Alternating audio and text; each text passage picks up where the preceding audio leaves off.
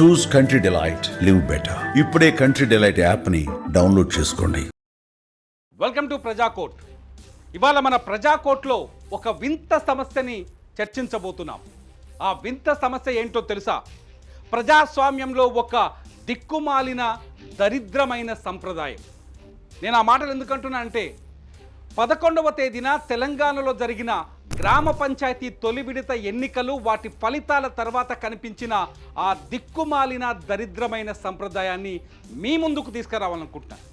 ప్రజాస్వామ్యంలో ఓటరుకు ఉండాల్సిన స్వేచ్ఛని నోట్లతో కొనుగోలు చేసి, ఎన్నికల్లో కోట్లకు కోట్లు డబ్బులు పంచి, ఎన్నికల్లో ఓడిపోయిన తర్వాత దేవుళ్ళ ఫోటోలు పట్టుకొని, దేవుళ్ళ జెండాలు పట్టుకొని ఓటర్ల ఇళ్ల చుట్టూ తిరుగుతూ, ఓటర్ల ఇళ్లపైన దండయాత్రలు చేస్తూ, మాకు ఓట్లు వేశారా లేదా, మా డబ్బులు తీసుకున్నారు కాబట్టి తిరిగి మా డబ్బులు మాకు ఇవ్వండి అంటూ ఓటర్లని నిందితులుగా చేస్తున్న నాయకులని ప్రశ్నించాలనుకుంటున్నా.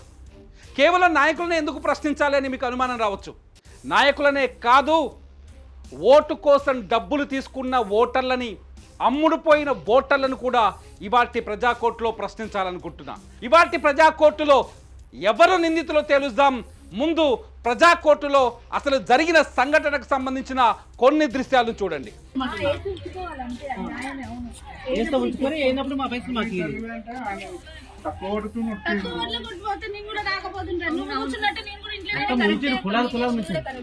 ఇప్పుడు వాళ్ళకి డబ్బులు అని మేము అడగబోలే, వాళ్ళకి బతిమాలే సార్.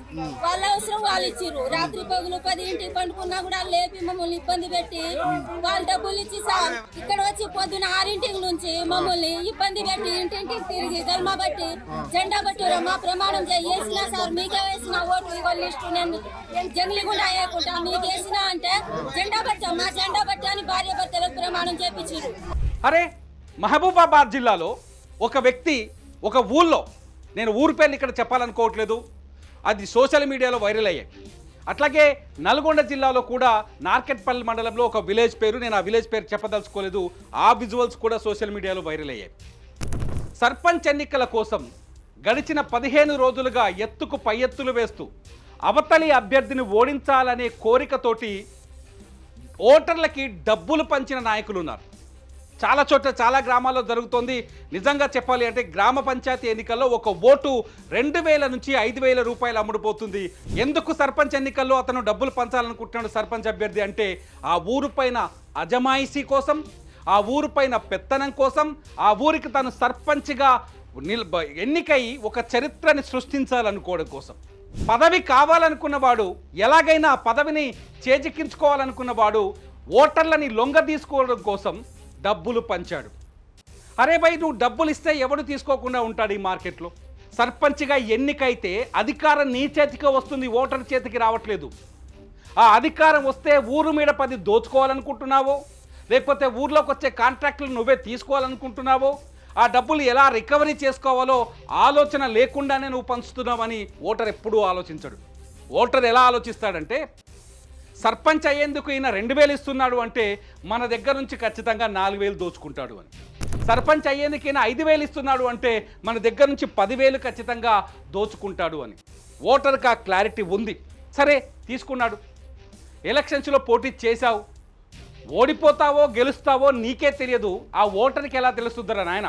డబ్బులు తీసుకున్న తర్వాత, డబ్బులు పంచేసావు, పోటీలో దిగావు, ఓడిపోయిన తర్వాత నాకు నువ్వు ఓటు వేయలేదు అని ఇంటి మీదకో జెండా పట్టుకొని గుంపునేసుకొని వచ్చి నా పైసలు నాకు ఇయ్యి, నీకు ఇచ్చిన పైసలు ఏమైనా, నువ్వు పైసలు తీసుకున్నావు కానీ ఓటు వేయలేదు, దౌర్జన్యం చేస్తే ఏమొస్తుంది? ఎవడేమన్నాడు నేను పైసలు? అవతలోడు నన్ను ఓడిస్తాడేమో అనే భయంతో డబ్బులు పంచినావు. నువ్వు ఒక్కనివే కాదు బాస్, అవతలోడు కూడా పంచాడు. పోటాపోటీగా డబ్బులు పంచినప్పుడు ఓటర్ ఎలా ఆలోచిస్తాడు ఒక్కసారి నువ్వు కూడా ఆలోచించు. రేపు 2 విడతల్లో సర్పంచ్ ఎన్నికలకు వెళ్ళే నాయకులకి కానీ, సర్పంచ్ ఎన్నికల్లో పోటీ చేస్తున్న సర్పంచ్ అభ్యర్థులకు కానీ నేను చెప్పాలనుకున్న మాట ఇదే. నువ్వు డబ్బులు ఇచ్చినప్పుడు, వాడు డబ్బులు ఇచ్చినప్పుడు ఆటోమేటిక్గా డబ్బులు ఇచ్చిన ఇద్దరు నాయకుల్లో ఎవడు మంచివాడో వాడికే ఓటేస్తాడు ఓటర్. చాలా గ్రామాల్లో ఇదే జరుగుతోంది. నువ్వు నా దగ్గర డబ్బులు తీసుకోలేదు కాబట్టి నువ్వు నాకు ఓటేయలేదంటే, ఓటేసే ఉద్దేశం లేదు కాబట్టి డబ్బులు తీసుకోవట్లేదు. డబ్బులు తీసుకోకపోతే అలా వేధించావు. పుసుకున్న డబ్బులు తీసుకొని ఓడిపోయినావు అనుకో, నువ్వు నాకు ఓటేయలే, ఓటేసిన గ్యారెంటీ ఏంటి? ఇగో ఈ దేవుడి పట్టం మీద ప్రమాణం చేయి, ఈ జెండా పట్టుకొని ప్రమాణం చేయి, విమానం తిను, పైసలు ఈ నాయనకు, నువ్వు నాకు ఓటేయలేదు కాబట్టే ఓడిపోయినా కాబట్టి నా పైసలు నాకి. ఎవడు పెట్టమన్నా నేను పైసలు ఎవడు ఓటుకి డబ్బులు ఇవ్వమని ఎవరు చెప్పాడు నీకు? నీకు నిజాయితీ ఉంటే, ప్రజల మీద ప్రేమ ఉంటే, నీ ఊరి మీద నీకు నమ్మకం ఉంటే, నీ ఊరికి సేవ చేయాలనే ఒక మంచి ఆలోచన ఉంటే నువ్వు పైసలు ఎందుకు పంచుతావు? లేదు, ఓడిపోతాననే భయంతో పంచావు, గెలవాలనే దురహంకారంతో, గెలవాలనే దురాలోచనతో డబ్బులు పంచావు. డబ్బులు పంచిన తర్వాత, ప్రజల ఓటు రుచి చూసిన తర్వాత, ఓడిపోయిన తర్వాత ఇంటికెళ్ళి మళ్ళీ డబ్బులు అడుగుతందుకు ముందు మనకు కూడా సిగ్గుండాలి కదా. గ్రామ పంచాయతీ ఎన్నికల్లో డబ్బులు పంచితే ఏమీ రావురా నాయన అని కూడా చెప్పారు కదా. ఊరుని నాశనం చేసింది మీరా కాదా? ప్రజాకోట్లో నేను అడుగుతున్న ప్రశ్న, డబ్బులు పంచి ఓట్లని కొని ఊరును నాశనం చేసింది మీరా కాదా? చికెన్ పంపించి, బిర్యానీ పంపించి ఇంటికి ఓటర్లని లొంగ తీసుకునే ప్రయత్నం చేసింది మీరా కాదా? సిగ్గు లేకుండా ఇప్పుడు మీరే వెళ్ళి నా డబ్బులు నాకు ఇవ్వండి అని అడగటంలో న్యాయం ఉందా? ఇక్కడ ఓటర్లను కూడా నేను ప్రశ్నిస్తున్నాను, దయచేసి సిగ్గుపడండి. ఎవడైనా ఇంటికి వచ్చి పైసలు ఇస్తారంటే నాకు ఈ పైసలు ఇవ్వలేదు నేను ఎట్లేస్తా ఓటు అని అడిగే ఆలోచనని విరమించుకోండి. డబ్బులు ఇచ్చి ఓట్లు వేయించుకున్నాడు అంటే వాడికి నువ్వు అమ్ముడు పోతున్నట్టే లెక్క.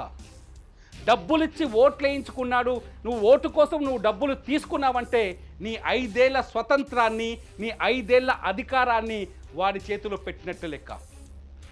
2000 రూపాయల కోసం 5 సంవత్సరాల నీ భవిష్యత్తుని తాకట్టు పెడుతున్నావు కదా. ఒక్కసారి ఆలోచించు. చాలామంది నీతులు చెప్పొచ్చు, నేను చెప్తున్నాను నీతులు అనుకోవచ్చు, కానీ మీ దిక్కుమాలిన ఆలోచన వల్ల, దిక్కుమాలిన 2000 రూపాయల కోసం మీ పిల్లల భవిష్యత్తుని, మీ భవిష్యత్తుని నాశనం చేసుకోవద్దు. రాజకీయ పార్టీలకు అధికారం కావాలి, రాజకీయ నాయకులకు అధికారం కావాలి. ఆ అధికారంతో మీ ఆస్తులను పెంచాలని ఆలోచించరు, మీ భవిష్యత్తును మార్చాలని అస్సలు ఆలోచించరు. చరిత్ర చెబుతోంది, 70 ఏళ్ల భారతదేశ చరిత్ర. రాజకీయ నాయకులు ఎప్పుడైతే అధికారం చేతికి దక్కుతుందో కనీసం మీ ముఖం కూడా చూడరు. ఇవాళ ఇంటి చుట్టూ తిరుగుతున్న సర్పంచ్ అభ్యర్థులు, మీ ఇంటికి వచ్చి ఓటేయమని బతిన్లాడి చేతిలో 2000 రూపాయలు పెట్టిపోతున్న సర్పంచ్ అభ్యర్థులు రేపు గెలిచిన తర్వాత, ఎన్నికల్లో విజయం సాధించిన తర్వాత ఆయన ఇంటికే నిన్ను రమ్మంటారు, కానీ నీ ఇంటికి రారు. ఎందుకంటే పనులు నీకు కావాలి. సర్పంచ్ అభ్యర్థి ఎవరైతే డబ్బులు పంచి అధికారంలోకి వస్తున్నారో వాళ్ళ అవసరం ఓటేసే ఒకే ఒక్క రోజుతో తీరిపోతుంది. మిగిలిన 5 సంవత్సరాలు నీ అవసరం మాత్రమే మిగులుతుంది. గుర్తుపెట్టుకో. అందుకని అడుగుతున్నా, ఈ బోన్లో ఎన్నికల్లో ఓట్లు పంచిన రాజకీయ నాయకులుంటే ఈ బోన్లో ఓట్లకు డబ్బులు తీసుకుని ఓట్లేస్తున్న ఓటర్ ఉన్నాడు అని. ఈ 2 బోన్లలో ఎవరు నిందితులంటే ఇద్దరూ నిందితులు అని నేను అంటున్నా. మరి మీరేమనుకుంటున్నారో ప్రజాకోర్టులో తీర్పుగా మీ కామెంట్ రాయండి. చూస్తూనే ఉండండి సుమన్ టీవీ.